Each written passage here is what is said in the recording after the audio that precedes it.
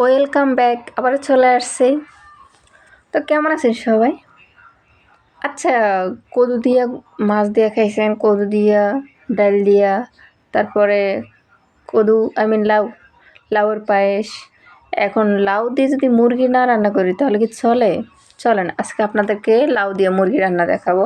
তো আমাদের এখানে আমাদের ছোট্ট একটা এর ভিতরে প্রচুর লাউ ধরছে। তো আম্মু ২টা ৩টা করে সবাইকে দিয়ে দিত, কারণ এবারকার বেশি সবজি হয়েছে তো বিক্রি হতো না। বিক্রি হতো এটার দাম একটা ৫ কেজি ৬ কেজি একটা লাউ ২০ টাকা ২৫ টাকা এরকম লস হয়ে যেত। আম্মু বলে মানুষকে দিয়েছি, মানুষকে দিলে একটু দোয়া পাওয়া যাবে।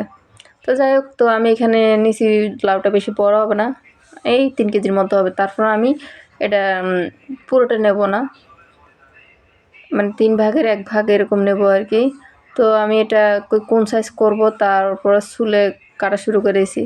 এখন আমি যেহেতু আমি বেশিরভাগ এখানে আর ভাত তরকারি আমাদের বেশিরভাগই রান্না হলে আর কি চুলায়।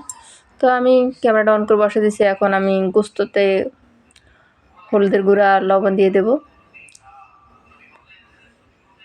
তবে যাই বলো না কেন, আমাদের প্রিয় রাসূল সাল্লাল্লাহু আলাইহি ওয়াসাল্লামের কিন্তু এই লাউটা অনেক প্রিয়।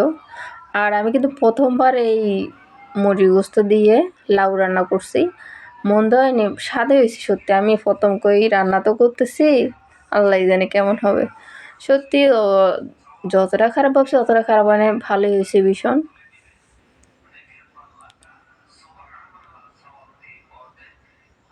আচ্ছা, আর কি চুলে রান্না করতে কার কার বিরক্ত লাগে? আমার কিন্তু ভীষণ বিরক্ত লাগে, বিশেষ করে ধোয়া ফেলার সময় এই হাতে কালিটা লেগে যায়, বিরক্ত লাগে। তারপর আম্মু যে এই সিমেন্টের চুলা আনছে এখানে একটু কালি কম হয়, কমে বলতে পুরা পাতিলটা ভরে না।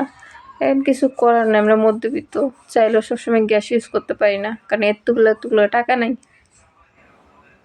তো আমি বড় ডেক্সি দিয়েছি, আর এখানে আছে আমার এই জিরা বাটা, তারপরে পেঁয়াজ বাটা, আর এখানে আছে দারচিনি, এলাচ, লং এগুলো দিয়ে দিলাম। তো দিয়েছি একটু পানি, এর আগে তেল তো দেওয়া হয়ে গেছে। আর দিয়ে দিলাম বাকি উপকরণ, এই আদা বাটা, রসুন বাটা, লবণ, মানে যা যা লাগে আর কি এটা গোস্ত রান্না করতে। তো আমি গোস্ত অত বেশি নিই নেই, আমরা ২ জন মানুষ, সেই হিসাবে তাও আমাদের তরকারি বেশি হয়ে গেছে। তো আমি আজকে একটু বড় ডেক্সি নিয়েছি যেন লাড়তে সুবিধা হয়।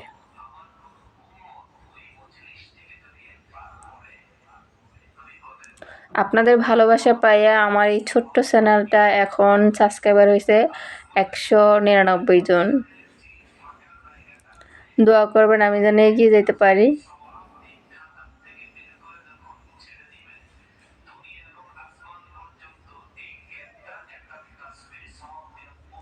তো আমার তরকারিটা প্রায় কষে আসছে সবজিটা। তো এর ভিতরে দিয়েছিলাম গোস্তটা দিয়ে আর একটু কষে নেব।